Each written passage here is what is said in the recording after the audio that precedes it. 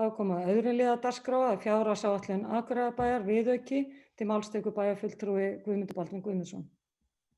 Forseti, ágætu bæjarfulltrúar, hér lagður fram viðauki fyrir fjárhagsárið 15 fyrir fjárhagsárið 2020 sem lagður var fyrir bæjarráð 8. október síðastliðinn.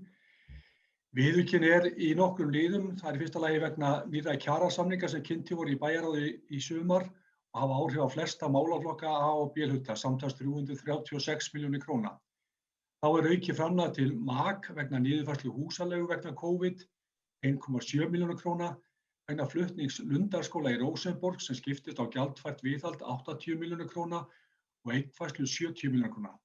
Þá vegna ofanflóða lagna við svæði í bílaklúbbs Akureyrar 9,3 milljónir króna, tilfærsla á fjárfestingaráætlun yfir á rekstraráætlun vegna nýs leiðakerfis Strætó 8,4 milljónir króna og tilfærsla sem felur í sér aukinn styrk til KA vegna aðgangs þátttakenda N1-mótsins að Sundlaug Akureyrar 680.000 krónur.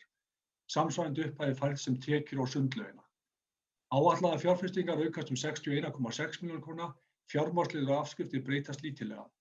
Útgjaldaaukningin samtals 421,6 milljónir króna og mætt með lækkun á handbæru fé. Þetta ég lagt fram til samþykktar. Það var bæjarfulltrúi Guðmundur Baldvin Guðmundsson lokið máli sínu orðið laust. Næst tekur til máls bæjarfulltrúi Gunnar Gíslason. Forseti, ágætu bæjarfulltrúar. Svona aðeins bara fyrir forvitnissakir. Bæjarfulltrúi Guðmundur, hvað eigum við eftir að taka inn af viðaukum þar sem eftir lifir ársmeðal annars vegna kjarasamninga sem ekki búið að ganga frá? Bara svona til upplýsingar fyrir bæjarbúa. Það var bæjarfulltrúi Gunnar Gíslason lokið máli sínu. Næst tekur til máls bæjarfulltrúi Guðmundur Baldvin Guðmundsson. Já, forseti, ágætu bæjarfulltrúar. Það viðaukar sem eftir að koma, eða viðauki væntanlega sem eftir að koma vegna kjarasamninga við kennara og síðan eru þá kjarasamninga hjúkrunarfræðinga sem eftir. Það þessi tveir viðaukar sem væntanlega eftir að koma inn í bæjarráð.